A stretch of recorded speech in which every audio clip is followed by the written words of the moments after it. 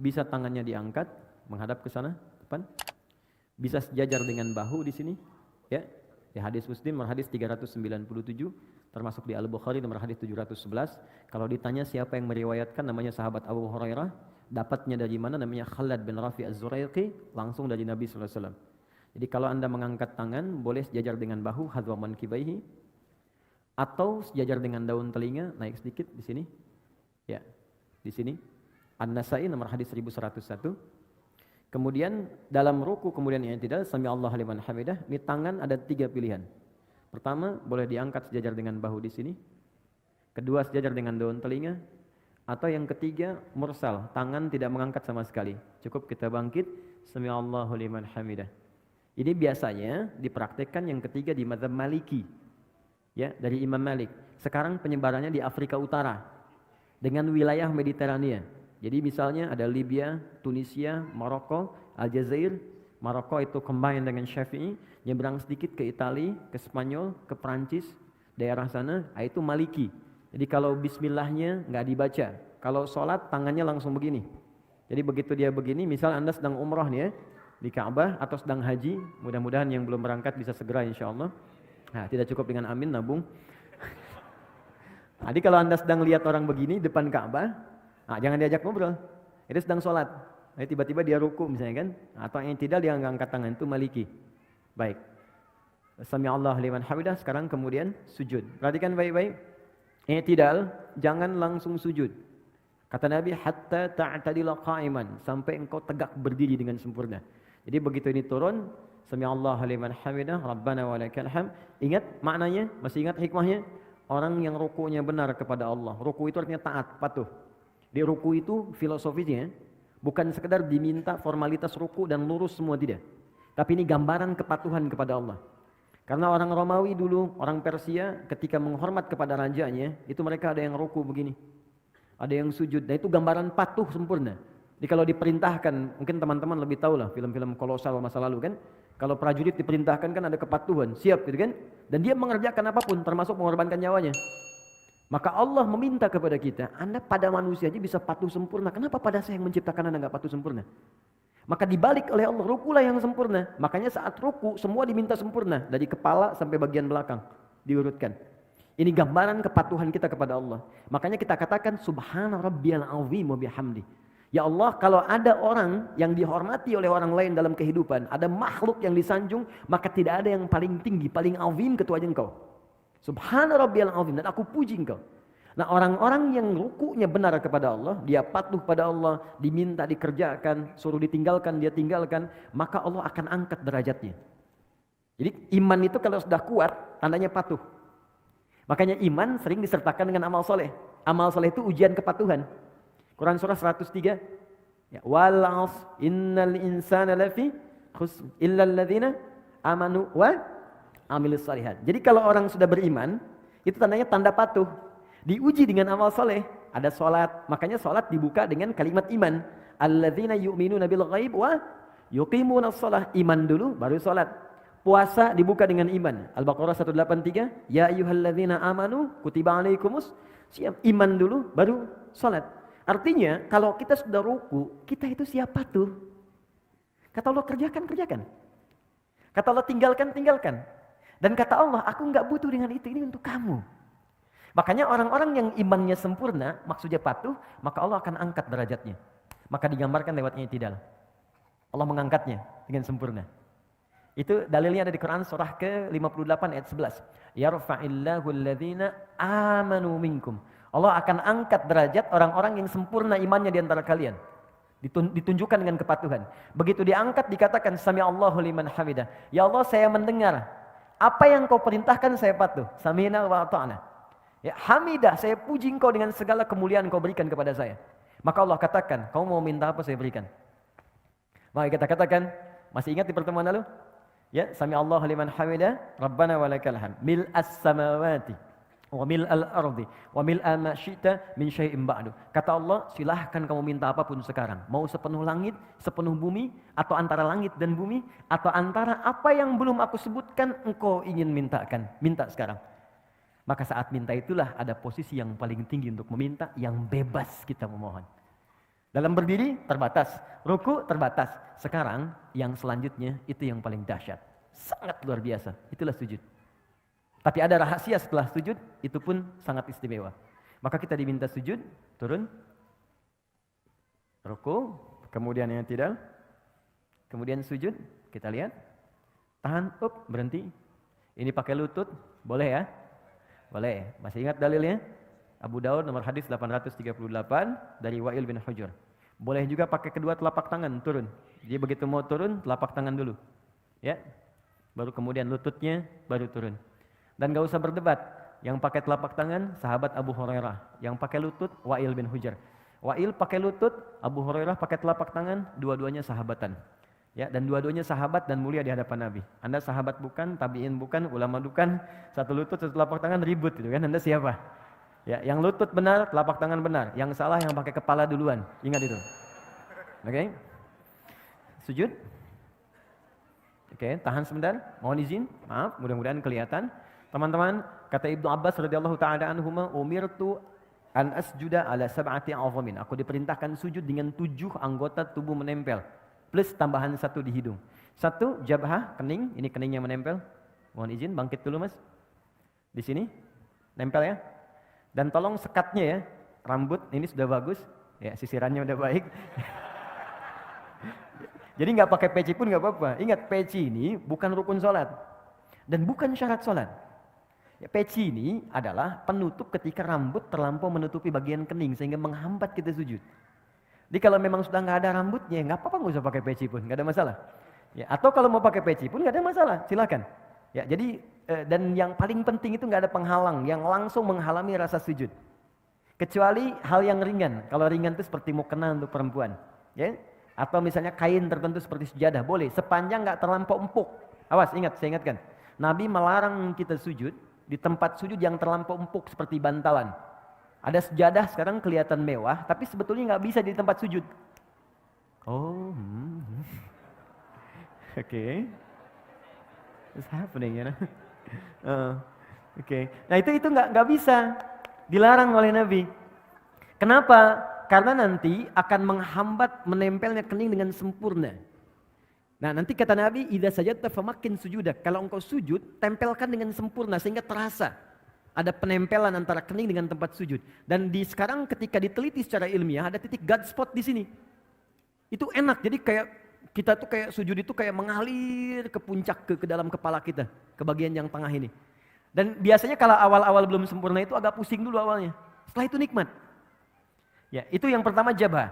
Dan ini mohon izin, jangan sampai berdoa dulu sebelum yang 7 ini sempurna. Jadi begitu kening sudah menempel, yang kedua telapak tangan, 2 telapak tangan, jadi hitung 3. 1, 2. Kemudian selanjutnya 2 lutut. 3 tambah 2, 5, lutut 2. Selanjutnya jemari di 2 telapak kaki, tambah 2, 7. Nah, untuk jemari khusus spesial, mohon izin menghadap ke arah sini sujudnya. Makasih, jazakallah khair. Fokus baik-baik, lihat teman-teman, saya ingatkan lagi, sangat bagus, sangat bagus. Kakinya nutup, bukan terbuka begini. Oke, tutup seperti ini. Kemudian jemarinya dilipat begini. Ya, nanti manfaatnya banyak. Lalu ini dibuka sedikit, tidak nutup ke dalam begini. Nabi pernah mengingatkan dengan keras, jangan kau bersujud, awas hati-hati, ya, dengan ini menutup. Jadi hati-hati kata Nabi, apa engkau mau bunuh diri? Ya, karena ketika Anda seperti ini, diafragmanya tertutup, napas menjadi sesak. Ini paling berbahaya, makanya dibuka. Ini saya tekankan karena ada sebagian mengatakan kalau perempuan itu ada yang mengatakan ditutup begini, itu tidak. Sama laki-laki dengan perempuan, sama saja. Kecuali dalam takbir di awal, perempuan tuh boleh rapat begini. Itu di Syafi'iyah. Karena dulu nggak ada hijab seperti sekarang. Ya, jadi terbuka pendek, makanya saat bertakbir begini akan kebuka. Karena itu ditutup begini. Ya, seperti ini. Kemudian kata Nabi, usahakan ini ada rongga. Ya, kalau dalam bahasa Arab di hadisnya anak kambing kalau lewat dia bisa lewat. Tapi anak kambing itu ukuran bagi orang Arab kecil. Bagi kita mungkin anak kucing gitu kan, atau kucing. Jadi kalau sekarang Anda sudah diminta anak kambing lewat ukuran kita, orang sekarang mungkin nggak akan pernah lewat. Ya. Poinnya ada jeda. Sekarang bangun mas, izin. Perhatikan baik-baik. Tarik nafas dulu. Oke, fokus. Dalam sujud, saya mau masuk ke bangkit dari sujud. Dalam sujud, Ketika Anda kemudian ingin sujud, itu perintahnya langsung dibocorkan oleh Nabi rahasianya. Fokus, kata Nabi, kalau Anda minta, ingin cepat dikabulkan, dan banyak permintaan, lakukan dalam sujud. Ya, lakukan dalam sujud. Saya ulang, lakukan dalam sujud. Dan itu bahasa Nabi banyak diungkapkan kepada sahabat, termasuk Ibnu Abbas radhiyallahu taala anhuma. Ya, idza sajadta fa'aksirud du'a. Kalau engkau sujud, maka perbanyak doa dalam sujud. Dalam sujud ini ada doa yang standar. Yang standar yang saya ajarkan di pertemuan lalu, ya subhana rabbiyal a'la atau subhana rabbiyal a'la wa bihamdi atau subhanakallahumma bihamdika Allahumma ighfirli. Setelah itu baru pembuka. Setelah itu silakan minta yang seluas-luasnya. Ada yang di rumah tangga kebutuhan, minta. Dan enggak perlu dilafadzkan dalam hati kita. Ya Allah sayangi suami saya, ya Allah sayangi istri saya, ya Allah berkahi keluarga kami, ya Allah cerdaskan anak saya, ya Allah terima ya Allah kebutuhan, ya Allah orang tua saya sayangi, ya Allah jika mereka telah wafat lapangkan kuburnya, ya Allah jika anak saya mendahului saya sayangi ia, jadikan dia sebagai pangeran-pangeran surga, putih-putih surga. Karena sementara itu tertukar, ada yang ayahnya wafat duluan, ibunya duluan, ada anaknya dipanggil duluan. Nabi pernah berita gembira pada seorang ibu yang mengandung, tiba-tiba ketika melahirkan anaknya wafat. Ibu itu bersedih, lalu turun sebuah kalimat yang sangat indah. Dia sudah menjadi bidadari dan pangeran di surga. Kenapa engkau orang tuanya mesti bersedih? Dan kalau orang tuanya benar, beramal dengan sempurna, maka anak itu akan menghijab dia dari neraka. Itu tabungan yang sangat indah. Ada orang tua mendidik anak sampai dewasa dan belum sampai level itu. Anda dikasih hadiah duluan gitu. Di bahasa Nabinya begitu, kamu saya kasih hadiah, kenapa kamu bersedih? Dan semua orang akan wafat sesuai dengan ajalnya. Ima sekarang atau besok. Kamu menangis pun tidak akan menghentikan ajal dia tiba. Tapi engkau berjuang, engkau mengandung, engkau berdoa. Dan engkau menginginkan anakmu baik, aku kabulkan. Dan dia akan menghijab engkau sampai di akhirat. Cuman jangan sampai engkau berpisah dengan dia. Anakmu sudah fitrah baik, engkau berbuat maksiat. Makanya orang tua yang menjaga kesolehannya, walaupun misalnya nggak sempurna seperti orang lain, nggak hafal Quran. Banyak sahabat Nabi nggak hafal Quran. Nggak rajin tahajud. Dia mengerjakan sholat fardu, dia mengerjakan sholat sunnah, mencoba lebih baik lagi, semampu dia lakukan. Kemudian dia wafat. Dan dia punya tabungan itu. Maka kata Nabi, anak itu akan menghijab dia dari neraka. Ya, Islam itu kadang dibacanya pakai dalil gitu dan pakai jiwa. Kalau iman kita ikuti, maka akal akan mengikuti itu. Nah yang paling menarik minta dalam sujud. Jangan sia-siakan, makanya Nabi itu lama sujudnya. Banyak orang salah persepsi, mengira sujud terakhir yang paling lama. Yang hanya lama. Padahal setiap sujud itu lama. Cuman yang terakhir itu kenapa lebih lama? Karena Nabi itu rindu menuju sujud berikutnya. Menunggu sujud berikutnya itu lama, Bu. Ya, karena waktu sholat yang berikutnya itu harus ditunggu. Gini, Anda sedang mencintai seseorang. Berpisah beberapa saat kan nunggunya lagi lama kan? Anak mau pergi nih. Kita sangat mencintai anak kita. Dan dia baru kembali pekan depan, nunggunya lama kan? Makanya di bandaranya tungguin. Sampai pesawatnya naik, diliatin. Garudanya udah terbang, padahal naiknya pakai Emirates sebenarnya kan. Diliatin, sama Nabi itu tidak ada puncak kerinduan kecuali saat sholat ketika menghadap Allah. Makanya sujud terakhirnya lama karena beliau mengharapkan perjumpaan sujud kembali. Nah untuk kitanya doa yang diperbanyak. Tapi ingat, ini pengantar kepada doa antara sujud. Saya akhiri pengantarnya. Sujud bukan sekedar meminta kita untuk berdoa. Tapi itu adalah puncak kepatuhan yang paling dalam sebagai ikrar komitmen kita kepada Allah. Supaya kita benar-benar patuh dalam hidup ini dari ujung kepala sampai ujung kaki. Anda bayangkan, ruku saja, ruku benar. Komitmen patuh kita, Allah akan angkat derajat kita. Maka bagaimana dengan orang yang komitmen dari ujung kepala sampai ujung kakinya akan patuh kepada Allah. Ya Allah saya siap patuh. Saya akan gunakan mata saya untuk melihat apa yang engkau perkenankan saja. Yang tidak engkau perkenankan, saya tidak akan lihat. Tundukkan, tunduk, sujud. Patuh. Ya Allah saya patuh. Lisan saya hanya akan saya gunakan pada yang apa engkau inginkan. Yang engkau larang, aku akan jauhi. Maka tunduk, patuh, sujud. Jatuhkan oleh kita. Dari ujung kepala sampai ujung kaki. Maka tahu apa yang terjadi? Begitu Anda kemudian bisa melakukan itu dengan semaksimal yang kita bisa, maka kita akan diangkat lagi oleh Allah dan langsung diberikan oleh Allah 6-7 jenis kalimat yang kalau itu dibacakan sudah selesailah semua persoalan kehidupan kita dunia sampai akhirat. Ya. Dan cara mengangkatnya bukan berdiri lagi. Karena orang saat diangkat berdiri pun bisa lelah. Tapi Allah dudukkan. Bukankah duduk lebih santai dibandingkan dengan berdiri? Maka orang setelah sujud, bangkitlah dia dari sujudnya, tidak langsung dia berdiri, tapi diminta duduk di antara dua sujud itu.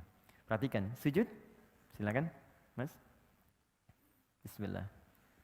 Oh, silakan. Itu biasa, kiblat itu bisa beralih ya dari Masjidil Aqsa ke Masjidil Haram. Boleh, boleh silakan, boleh. Iya, asal tidak ke Old Trafford aja. Oke, bismillah. Sudah? Sekarang sudah sujud, paham ya? Kenapa diminta sujud? Bukan sekedar kita memohon kepada Allah, tapi permohonan itu diikat dengan komitmen. Ingat, kalau Anda ingin cepat dikabulkan permohonannya, maka cepat pula lakukan apa yang Allah mintakan. Adil kan? Kata Allah, saya minta ini, kerjakan. Begitu kita kerjakan, kamu minta apa? Saya kabulkan. Nah, ini gambaran patuh dari ujung kepala sampai ujung kaki. Begitu semua dikerjakan dengan baik, Anda bangkit. Maka Anda katakan, Allahu Akbar. Baik? Ya, saya masuk ke caranya dulu. Saya masuk ke fikihnya. Yuk kita mulai ke cara duduknya. Mohon izin maju sedikit. Terima kasih. Ya, silakan duduk. Oke, fokus baik-baik. Teman-teman, ada dua jenis duduk dalam salat. Satu, iftirash. Dua, tawarruk. Ya, saya tuliskan sebentar. Jangan nengok sedang salat. Oke. Saya mau izin, saya pakai jubah hari ini karena ada yang ngasih saya. Saya kalau dikasih saya langsung pakai untuk ibadah dulu. Ya, setelah itu baru saya simpan. Jadi untuk menyayangi orang yang ngasih. Lihat sini. Satu iftirash. Enggak pakai hamzah. Iftirash pakai sin besar. Dua, tawarruk. Pakai kaf. Gini, pelan-pelan. Boleh melihat ke sini kalau ingin melihat ke sini, ya. Iftirash akar katanya dari kata farasya. Kemudian ada firash, sesuatu yang terhampar, terbentang. Ya, Quran surah kedua Al-Baqarah ayat ke-22. Allazi ja'ala lakumul arda firasya. Allah yang telah menjadikan bumi itu di dalamnya ada hamparan. Ini bukan bumi datar. Ya, bukan bumi datar. Maksudnya di bumi itu kalau Anda keluar dari bumi, pengen tahu bentuk bumi, keluar dari bumi, lihat. Maka akan Anda lihat bentuknya. Tapi kalau Anda hidup di bumi, supaya saya mudahkan kehidupan, saya jadikan hamparan supaya Anda bisa pijak. Nah, firash itu hamparan. Kasur disebut firash karena terhampar. Kalau kasurnya bulat nggak bisa kita tidur di situ. Ya. Kemudian yang paling menarik, kalau kita berusaha menghamparkan sesuatu dengan sempurna, maka tambahkan alif dengan ta sehingga kalimatnya berubah dari firash menjadi iftirash.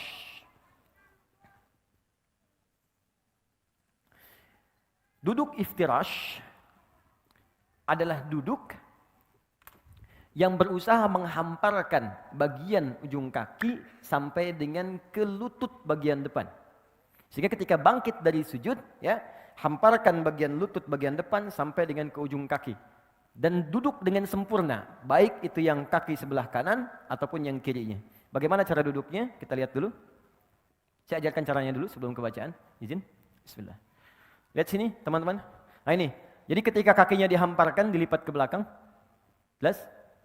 Kemudian yang kedua, mohon maaf, ini kaki bagian belakang yang jarinya dilipat. Ini bagus sekali. Nah, yang ketiga, ini yang paling penting. Ada bagian kaki kiri yang sebagiannya itu dihamparkan ke arah dalam untuk diduduki. Seperti firash, kasur, kan kita hamparkan untuk diduduki, ditiduri, gitu kan? Ini seakan-akan tumpuan bagian belakang tubuh kita itu menduduki bagian kaki sehingga disebut dengan iftirash namanya. Jelas ya? Baik. Ini hamparkan kaki yang bagian dalam, seperti ini, bagus, angkat sedikit, maaf. Ini, seperti ini. Ini yang disebut firashnya. Iftirash melipat kaki yang ini, menghamparkan yang ini, melipat kaki bagian yang kiri, lalu diduduki. Ya, jelas ya? Baik, jadi seperti ini sudah bagus sekali. Yang ini dilipat jarinya. Seperti ini. Awas hati-hati, ada sebagian beberapa kesalahan. Seperti ini, misal kiri, kemudian kanan begini, lalu begini. Ya, ini cara duduk yang tidak tepat. Ini kelihatan. Baik ya, atau begini. Ya, kelihatan? Yang kiri dilipat yang kanan, ditumpu baru begini. Ini cara duduk yang tidak tepat. Ya, jadi yang tadi yang sempurna, Tapi kalau sedang ada darurat, ada kendala di lutut yang kanan, jangan dipaksakan dilipat ya. Itu boleh.